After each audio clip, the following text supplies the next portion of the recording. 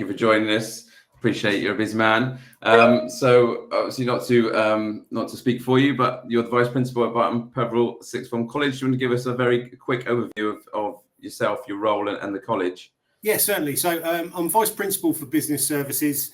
I've over 2 decades of working in the education sector, predominantly in the business services area. So I line manage ICT, and I'm fortunate enough to have a great team here at Barton.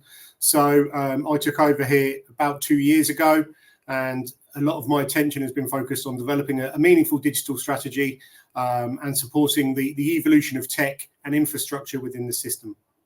Excellent. Brilliant. So, obviously we want to talk about the NOC specifically today. I know there's a huge amount of services that, we work with you on and collaborate with Barton on. So just sort of setting the scene, obviously the NOC onboarding process, is I think you're a few weeks in. So could you tell us a little bit about the picture before that in terms of engaging with KHIPU? What were the challenges your IT team were seeing in terms of uptime, reliability, and how has that onboarding process gone for you guys? Yeah, of course. I mean, we're fortunate. We've got a great team here, but they are a lean team. They would tell you that they're understaffed. I tell you they're lean, which means that they only have so much capacity, and I think that's part and parcel of the education sector. My experience is that the focus is on teaching and learning. The implementation of teaching and learning, it relies more heavily on IT infrastructure. And often that's overlooked as part of the process.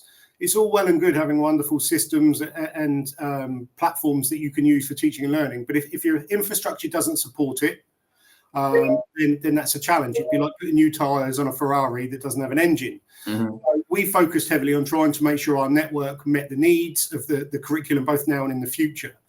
And with the growing threat, I would call it, around cybersecurity and the pressures that our school systems are coming under, we felt it was essential that we support the IT team with some 24/7 expertise to monitor our network. Amazing. So let's, I know it's early days, but are there any early indications or feedback from the team in terms of how the NOC service is transforming the way they're able to now work? Yeah, and I've got to caveat this that I'm not an IT expert. So technical questions, Greg, will be lost on me. But yeah, the team have been really receptive. So early days, there were a few teething problems where we identified legacy parts of the system, for example, and the network that probably were an issue. And the NOC picked them up pretty quickly. So it's been really effective. The onboard process was seamless. When I say seamless, everybody knows an IT transition is not seamless in that you don't feel it.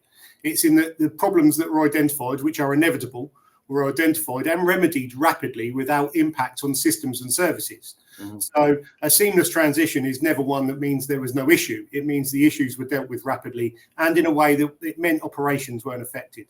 So the first few weeks have been really good. There have been these legacy systems that we've identified or issues that have been addressed. But what it's meant is the team can focus on potentially the resolutions with KHIPU rather than trying to identify. So it's created more capacity within the team to focus on the day-to-day operation. Sure. Amazing. So we do have a variety of customers from different organizations on today. Majority will be education, but there are some from enterprise, from healthcare, etc. Although I think the pressures that they'll be under and the challenges will be very similar. But the next question really what I had was just, the college, Barton Peveril, was really renowned for being innovative where technology is concerned, particularly with your work with AI and Google Lighthouse, etc. So it's risk question around how stable, reliable, monitored networks can underpin, obviously, your then ability as vice principal to look further ahead into the future, and then how these sorts of services can help you to expand, I guess, the learning environment and to make it even more futuristic, I suppose, in that way. Look, the reality is that a stable, reliable network is the bedrock to any form of innovation and technological application in any industry, regardless of education or commercial sector. If you can't rely on the infrastructure and the network you have, your customers can't rely on you. And that transcends sector and organization. So having a reliable network is essential, particularly in today's society. We are a 24/7 society. Gone are the days where people stopped working at 5 p.m. and didn't think about work till the next day. So we have staff and students interacting with our systems out of business hours. We have threats posed to the data that we hold online at all hours of the day. So having reliable sound infrastructure is, for me, fundamentally the essential part of education. There's no point having the best teachers in the world in a classroom if the systems they're trying to teach with are operational. We don't hold textbooks in the background anymore. We don't have them for every student. What we have is a device for every student. Therefore, if the network fails, so does teaching and learning. So it, for me, is the bedrock of what we do. Yeah, no, amazing. That's great. Obviously, you said previously that you're not technical, which is absolutely fair enough. But you are obviously focused on the commercial, the business aspects of the college.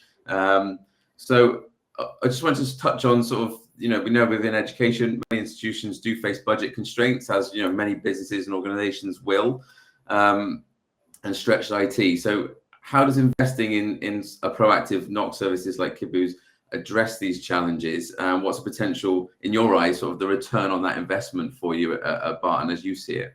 Yeah, so look, I'm not traditional in the business, the education sector, in that I do think more commercially, which probably aligns perfectly with what we've done.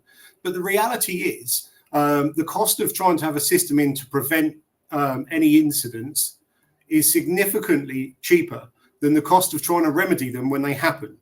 I don't believe that data breaches or network attacks are a case of if, they're a case of when, and we're seeing it more and more.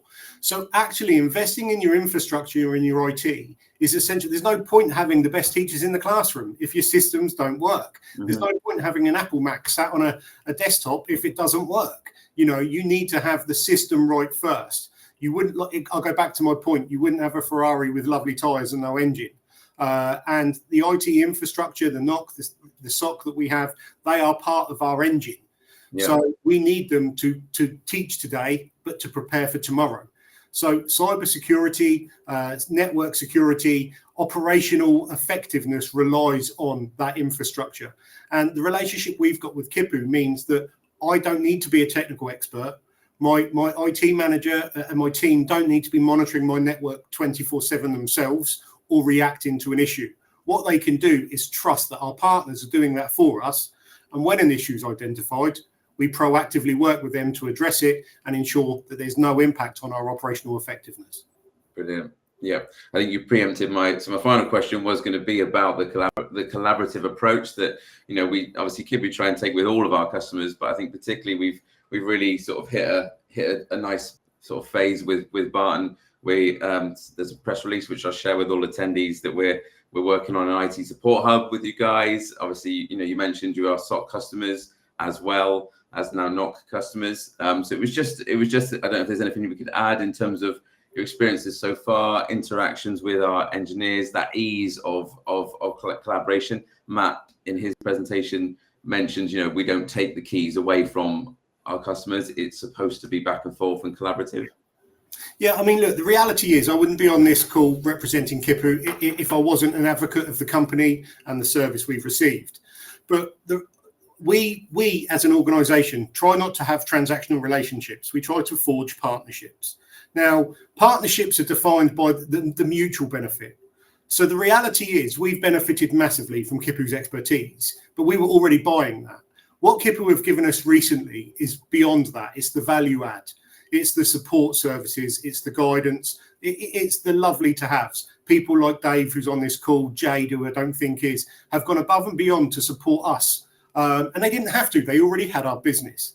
So the reason I'm on this call is the NOC and SOC speak for themselves as a paid service. But what isn't measurable or isn't costed is the value brought by the likes of your team and the support they've given us online, on the phone, out of hours, but on areas that don't relate to necessarily the services we buy. That support is there regardless of what we procure from you.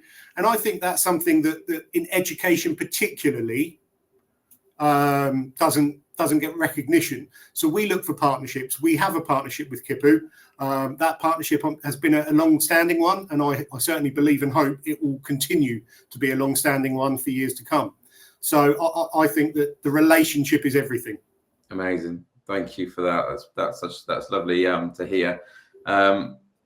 So in terms of, I think that's pretty much the questions. I was going to open the floor. If there's any questions for Chris, obviously it goes without saying that he'll be in the on the floor on a table at the end. If you do want to pose any direct questions to Chris, but if there's anything, please put them in the Q&A section. But other than that, I would like to invite Rian back up. There's a question around licensing, which I'd like Rian to take if there's nothing more for Chris.